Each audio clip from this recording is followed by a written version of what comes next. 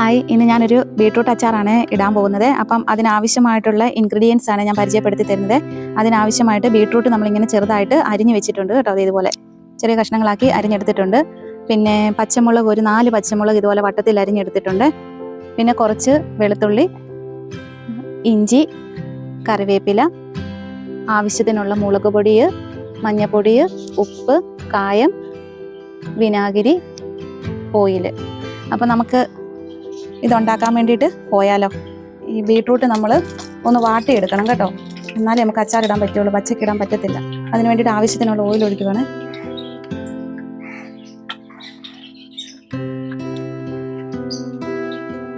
ചൂടായ എണ്ണയിലേക്ക് നമ്മൾ ബീട്രൂട്ട് അരിഞ്ഞതിടുവാണ്.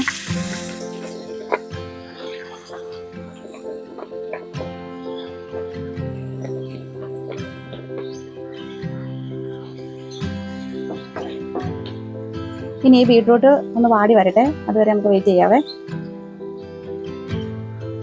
ബീട്രൂട്ട് ഏകദേശം വാടി വന്നുകൊണ്ടിരിക്കുവാണ്. അപ്പോൾ തീ കുറച്ച് വെക്കണേ, അല്ല കരിഞ്ഞു പോകും. കുറച്ചും കൂടി ഒന്ന് ആവാനുണ്ട്, അപ്പോൾ അതുവരെയും കൂടി ഒന്ന് വെയിറ്റ് ചെയ്യാവേ. അങ്ങനെ നമ്മുടെ ബീട്രൂട്ട് മൊത്തം വാടി വന്നിട്ടുണ്ട്. അപ്പം നമുക്ക് മറ്റൊരു പാത്രത്തിലേക്ക് ഈ ബീട്രൂട്ടിനെ മാറ്റാവേ. ഇതാണ് നമ്മുടെ ബീട്രൂട്ടിൻ്റെ ഫൈനൽ സ്റ്റേജ് കേട്ടോ. അപ്പം നമുക്കിനി ബാക്കിയുള്ള സാധനങ്ങളെല്ലാം എണ്ണയിൽ വഴറ്റിയെടുക്കാവേ. നമ്മൾ അതേ എണ്ണയിലേക്ക് തന്നെയാണ് ഇതെല്ലാം വഴറ്റാൻ പോകുന്നത്. അപ്പം നമുക്ക് ഒരു കഷ്ണം കായമുണ്ട്, അപ്പോൾ കായ നമുക്കൊന്ന് ചൂടാക്കി എടുക്കാവേ.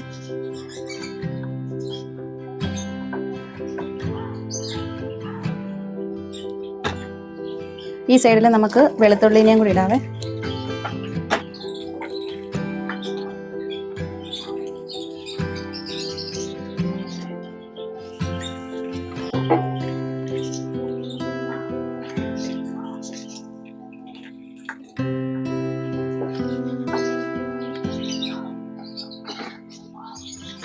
അതിൻ്റെ കൂട്ടത്തിൽ അരിഞ്ഞു വെച്ചിരിക്കുന്ന ഇഞ്ചിയും കൂടി ഇടുവാണേ.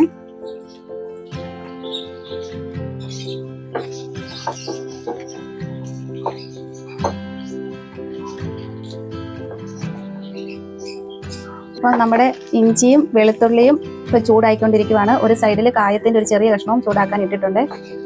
അപ്പം ഇതൊന്ന് കളർ മാറുന്നോടം വരെ നമുക്കൊന്ന് വെയിറ്റ് ചെയ്യാവേ.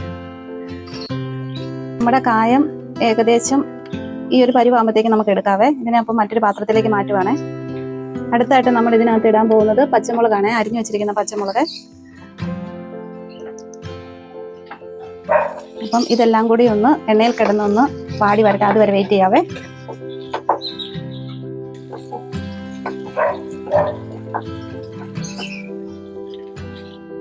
ഇനി നമ്മൾ കറിവേപ്പില ഇടുവാണേ.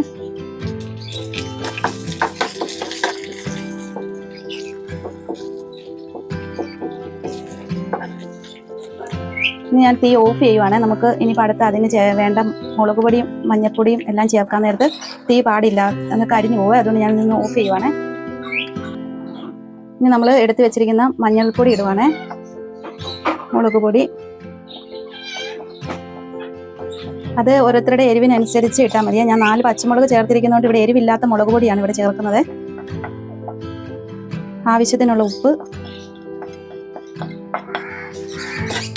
എന്നിട്ട് ഈ മസാലയെല്ലാം ഇതിലൊന്ന് പിടിക്കുന്നതോടെ വരെ ഇതിൻ്റെ ഈ ചൂടിലാണ് ഇത്. അതെന്ന് വെച്ചാൽ ഞാൻ തീ ഓഫ് ചെയ്തിട്ടിരിക്കുന്നതുകൊണ്ട് ഇതിനാവശ്യത്തിനുള്ള ഈ കടായിക്കുള്ള ചൂട്, അതിൻ്റെ ആ ചൂടിൽ ഈ മസാല ഒന്ന് സെറ്റ് ആവട്ടെ, അതുവരെ വെയിറ്റ് ചെയ്യാവേ.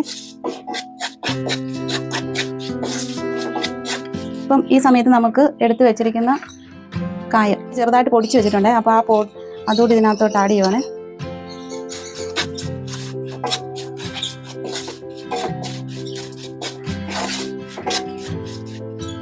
ഇനി നമുക്ക് കുറച്ച് വിനാഗിരി ഒഴിക്കാവേ.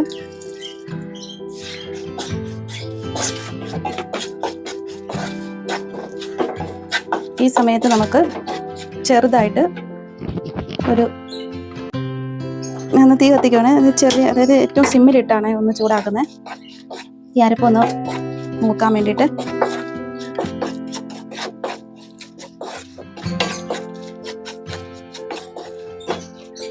ഈ സമയത്ത് നമുക്ക് ഇതിൻ്റെ പുളിയും ഉപ്പും എരിവൊക്കെ കറക്റ്റാണോ ബാലൻസ് ആണോ നമുക്ക് ടെസ്റ്റ് ചെയ്യാവേ. എൻ്റെയും എല്ലാം കറക്റ്റാണ്. അപ്പം നമ്മുടെ മസാലയെല്ലാം ഒന്ന് പിടിച്ചിട്ടുണ്ട്. അപ്പം ഇതാണ് മസാലയുടെ ഫൈനൽ സ്റ്റേജ്. ഇനി നമ്മൾ എടുത്തു വെച്ചിരിക്കുന്ന നമ്മുടെ ബീട്രൂട്ടിനെ ഇതിനകത്തേക്ക് ചേർക്കുവാണ്.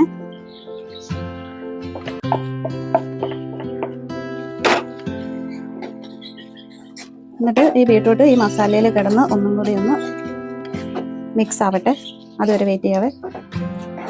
ബീട്രൂട്ട് അച്ചാർ ഇവിടെ റെഡി ആയിട്ടുണ്ട്. അപ്പം നമുക്ക് സ്റ്റൗ ഓഫ് ചെയ്യാവേ.